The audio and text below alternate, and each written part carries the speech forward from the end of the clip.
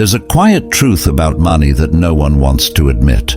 A truth so uncomfortable that people would rather keep scrolling, keep buying, keep pretending everything is fine, instead of facing the reality that their financial lives are slowly falling apart. It doesn't happen in a single moment. It's a slow, silent erosion, a missed payment here, a small impulse purchase there, a vacation booked on a card. Just this once. A new phone because everyone else upgraded. It's the kind of decay that feels harmless, until one day you wake up realizing you're no longer in control of your life. Money is. And the saddest part, most people truly believe they are doing okay. They believe because they work hard, they deserve to be financially safe. They believe because they are not bad with money, things will somehow work out. And yet, as Benjamin Graham warned decades ago, the investor's chief problem may be himself, not the market, not inflation, not the economy, but the person staring back in the mirror. Let me tell you a story that begins like millions of others in the USA, the UK, and Canada today. A story of a man named Jonathan, 44 years old, hard-working, a good father, a man who believed he was doing everything normal people did.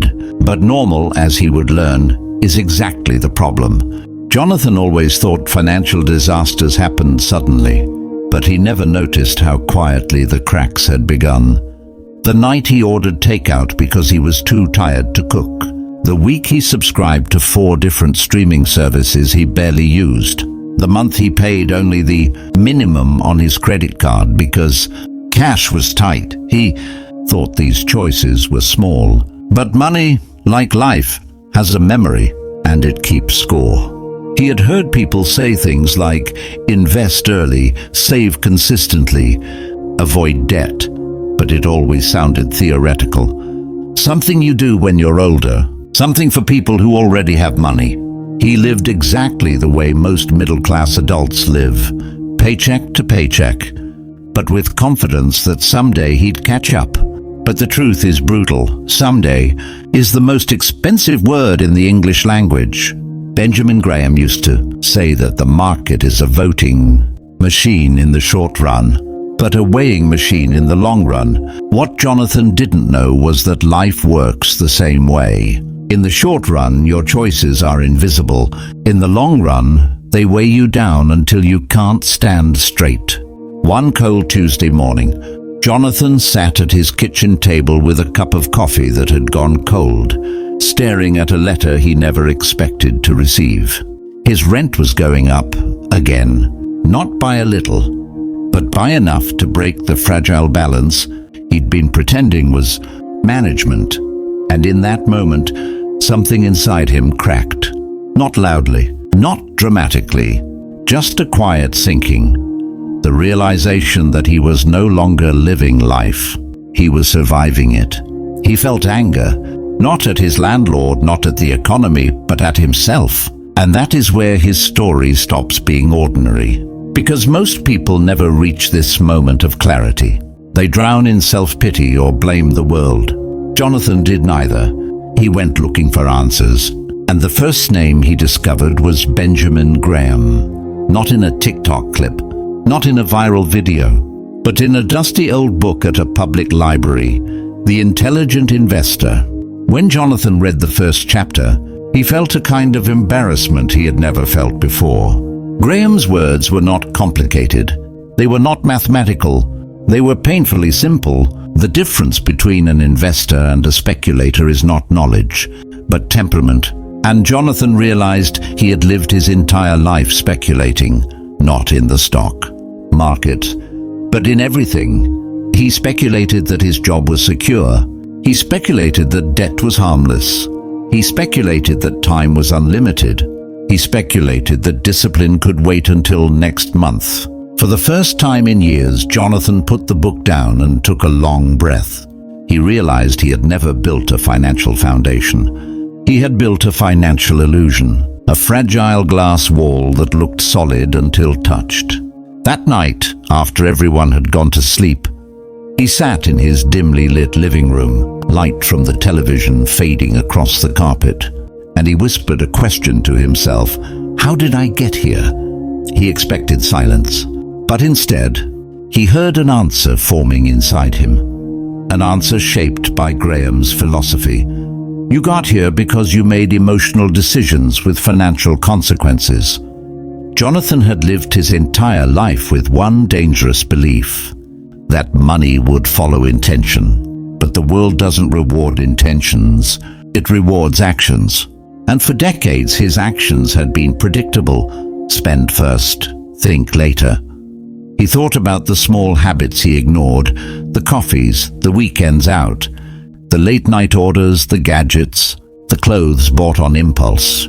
None of it seemed destructive at the time, but Benjamin Graham once warned that small losses, unnoticed, become large losses, unbearable. Jonathan was living proof. He didn't feel shame. He felt clarity. And clarity is painful, but it's the beginning of transformation. The next morning, something changed inside him, not dramatically, not with fireworks, just a quiet shift, like the first crack of dawn after a long night.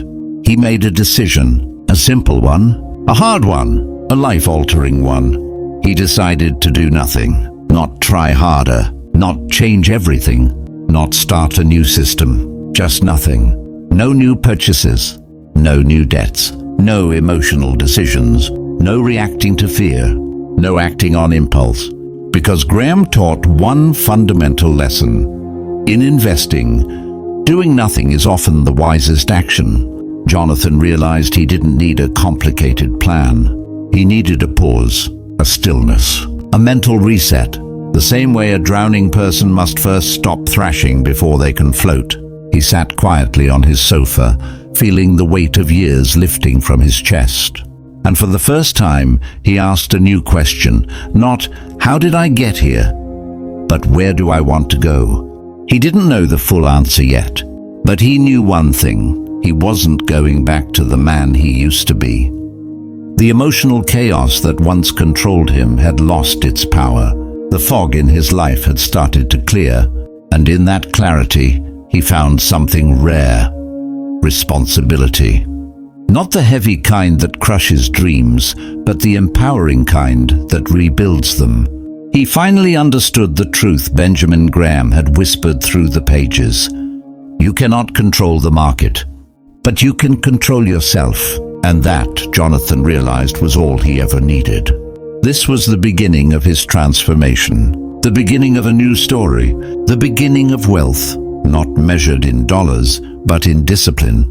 Jonathan's first week of disciplined stillness felt strange. Every morning he sat with his coffee, staring at the numbers he had been avoiding for years. Bank statements, credit card balances, subscriptions, recurring bills. The list was brutal. It was a mirror, reflecting every small choice he had ignored. But instead of panic, he felt control, the first sensation of financial clarity he had ever known. The act of facing reality without judgment was liberating. He remembered something Graham had emphasized. Investing is most intelligent when it is most businesslike. Realized this applied to every corner of his life. Money, he understood now, was not about luck or income. It was about temperament, patience, and intelligent restraint. Jonathan had treated his own finances like a roulette wheel, hoping for favorable outcomes. That stopped today. The second revelation came quickly. Most people never notice how their expenses quietly enslave them. It's not the large purchases that ruin lives. It's the cumulative weight of small, unnecessary habits. Daily coffee runs, streaming apps never used, impulse shopping. None of it seems damaging alone. But together, over years, they create chains that tie you to jobs you hate, bills you resent, and stress you can't escape. Jonathan felt the chains loosen as he began eliminating the noise. Step by step, he became ruthlessly honest with himself. He cancelled unused subscriptions, paused unnecessary deliveries, and created a simple budget, a plan where every dollar had a role. not just to survive, but to build a margin of safety. Something Graham always preached. Jonathan realized that freedom doesn't come from earning more. It comes from owing less. Each cancelled subscription was not a sacrifice. It was an investment in independence. Then came the hardest part, confronting his habits. Jonathan had a tendency to rationalize purchases with emotion. I deserve this, or I'll only do it once. Graham's principles cut through that nonsense. The essence of investment management is the management of risks, not the management of returns. Jonathan translated that into his life. The risk wasn't failing to buy a gadget.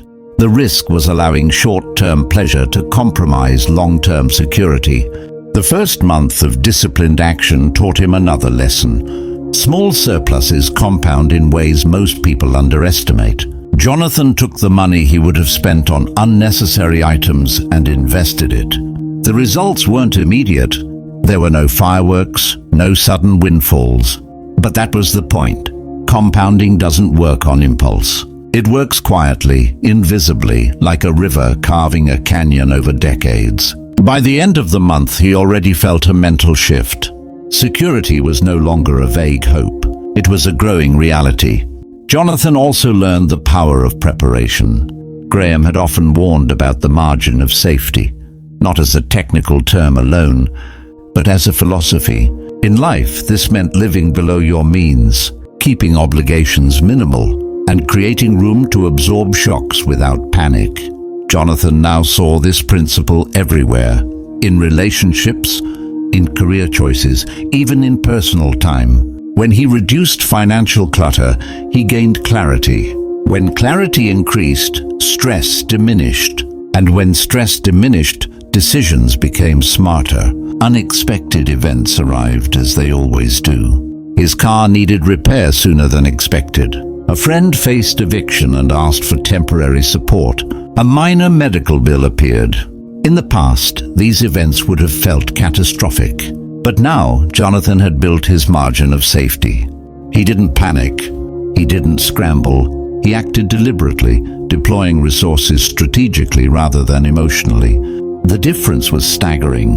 What once would have been crisis now felt like a challenge he could navigate calmly. The emotional transformation was even more profound. Jonathan noticed a quiet pride in saying no, not out of deprivation, but out of strategic intent. He no longer bought things to impress anyone. Social pressure lost its grip.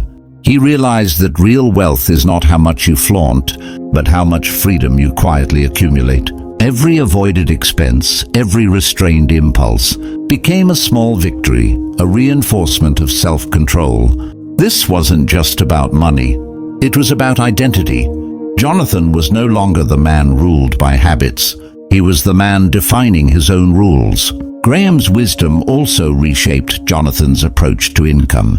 He stopped chasing higher salaries as if money itself were the solution. Instead, he focused on improving skill, reducing risk, and optimizing returns on existing resources. Income growth mattered less than expenditure control. The math was simple, yet often ignored.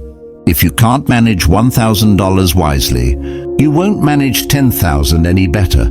Jonathan realized that lifestyle inflation is a silent killer. People think earning more solves problems, but it often just scales them. Freedom comes not from more but from less. Jonathan began sharing lessons with close friends.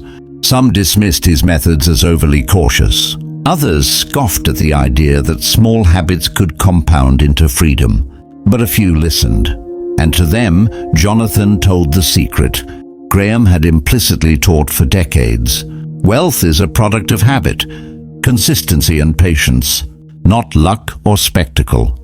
He recounted how avoiding impulsive decisions, valuing restraint, and acting deliberately had already created mental and financial breathing room. The impact was visible, even in just a few months. By now, Jonathan understood the unspoken truth that few ever grasp. Discipline is the foundation of real freedom. Not flashy investments, not timing the market, not quick tricks. Discipline. In the past, he had underestimated the quiet power of small, repeated decisions.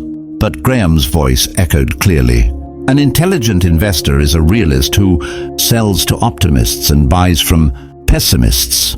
Jonathan adapted this idea to life. He observed opportunities where others panicked, and he refrained where others indulged. He realized that being patient and restrained allowed compounding to do its work, both in money and in life. As weeks turned into months, Jonathan's life began to change in subtle but profound ways. He no longer felt a constant urge to prove himself through consumption. Vacations were chosen intentionally, not impulsively. Meals out were enjoyed consciously, not compulsively. Even technology purchases were scrutinized carefully, with value and longevity in mind. His world became smaller yet richer, a paradox Graham would have appreciated. The less he needed, the more freedom he had. The less he chased, the more he owned. And then came a moment of revelation, quiet but seismic. Jonathan realized that financial independence is not about retiring early or building wealth fast. It's about reclaiming control, about living deliberately, about being able to make decisions from a position of calm rather than desperation. The freedom Graham described, the margin of safety, the discipline, the patient compounding, it wasn't theoretical anymore. Jonathan lived it, and he could feel it. Every bill reduced, every dollar wisely allocated, every restraint exercised. They were bricks building a fortress around his independence. By the end of part 2, Jonathan was no longer a man at the mercy of his impulses. He had become a strategist of his own life, a man who understood that small, intelligent, consistent actions, even when invisible to the outside world, create results far larger than flashy, emotional decisions ever could. He had learned the hardest lesson of all. True wealth begins in the mind, long before it appears in your bank account. And now the stage was set for the final transformation, where Jonathan would not just survive, but thrive, using Graham's timeless principles to turn disciplined habits into enduring freedom. Jonathan entered the next phase with a calm determination he had never known. Months of disciplined action had already built a solid margin of safety. Savings were growing steadily. Investments were compounding quietly in the background. But it wasn't the numbers that transformed him. It was the mindset. He no longer measured success by material acquisition or social approval. Instead, he measured it by clarity, freedom, and the ability to act deliberately. Every financial decision became a reflection of who he wanted to be, not who society told him to be. Then came the unexpected test, a sudden job loss. A position he had thought secure for years, hit like a cold wave. In the past, Jonathan would have panicked. Bills, rent, loans, lifestyle obligations, they would have consumed his every thought. But this time, the margin of safety Graham emphasized acted as a buffer. He didn't scramble, he didn't compromise. He calmly assessed his resources, recalculated priorities, and deployed his investments strategically. Friends and family, who expected him to collapse in stress, were shocked by his composure. Jonathan understood that freedom isn't just theoretical, it is proven in moments of crisis. This event brought another revelation. Most people never experience true financial clarity because they live paycheck to paycheck, tethered to obligations they can't escape. The math doesn't care about feelings, and bad habits amplify risk exponentially. Jonathan had watched colleagues, equally intelligent, crumble under similar circumstances. Their mistake wasn't bad luck. It was poor preparation and unchecked behavior. Graham's principle echoed in his mind. The investor's chief problem, and even his worst enemy, is likely to be himself. Jonathan realized he had finally conquered that enemy. As the dust settled, Jonathan felt a deeper shift. He no longer feared loss. He welcomed lessons. Every minor setback, every market fluctuation, every unexpected expense became an opportunity to exercise judgment and reinforce discipline. The twist was subtle but profound. He discovered that security and growth are inseparable when approached with reason. Risk is not something to avoid entirely. It is something to manage intelligently. Jonathan learned that patience, consistency, and thoughtful allocation always outperform impulsive action. Socially, the change was equally stark. Friends who once teased him for skipping expensive outings now asked for advice. Colleagues who had flaunted flashy cars and big salaries faced the reality of anxiety, debt, and dependence on their next paycheck.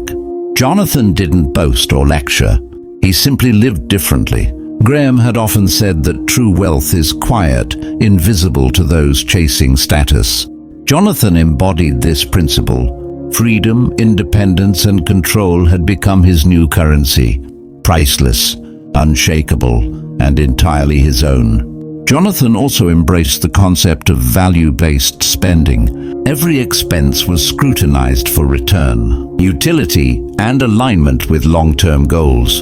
Impulsive indulgences were replaced by intentional investments. Education, health, quality relationships, and assets that generate passive income. He saw that most people confuse spending with success. A new gadget or expensive dinner offers fleeting satisfaction, but strategic choices compound into years of calm, security, and optionality. Jonathan's twist was realizing that abundance is a product of restraint, not indulgence. The emotional dimension of his journey deepened when he noticed his own happiness transforming. He no longer felt the restless craving for more. The constant comparison, the envy, the desire to impress, they all faded. He experienced a strange paradox. By needing less, he gained far more. Freedom became tangible. Time, mental clarity, and decision-making power multiplied. Jonathan understood that money was never the ultimate goal. It was a tool to reclaim life from chaos and distraction. Graham's lesson on living below one's means had revealed its full force. Months turned into a year, and Jonathan's investments quietly blossomed. Compounding worked its subtle magic. A modest surplus each month, disciplined allocation, and careful monitoring produced results that astonished him. Yet the real wealth was invisible. The peace of mind, the confidence, the knowledge that no external event could unseat him from his deliberate path. Every dollar saved and invested was a soldier in an army protecting his independence. Every impulsive purchase he avoided reinforced his power, his agency, and his freedom. Then came the most remarkable twist, an opportunity to expand his career without compromising his principles. Previously, Jonathan would have accepted the offer immediately, dazzled by the salary bump. Now he evaluated it with deliberate thought. Would the new role align with his priorities? Could it enhance his independence, or would it increase obligations and stress? The answer was clear. He negotiated not for more salary, but for conditions that preserved flexibility, autonomy, and his disciplined lifestyle. In that moment, Jonathan realized that wealth isn't just about numbers. It's about leverage over time, choices, and energy. The final lesson hit when he reflected on Graham's timeless advice. The essence of investment is the management of risk, not the pursuit of returns. Applied to life, it meant that Jonathan's true victories were not the dollars in his account, but the habits, resilience, and foresight that safeguarded them. He had learned to embrace discomfort, delay gratification, and resist societal pressures. These were not sacrifices. They were investments in his future self. And with every deliberate action, the invisible compounding of wisdom, stability, and freedom accelerated. Jonathan's transformation became complete when he recognized a truth most overlook. Real financial mastery begins in the mind long before it appears in the account. Every thoughtful decision, every avoided impulse, Every careful investment reinforced not only wealth, but character.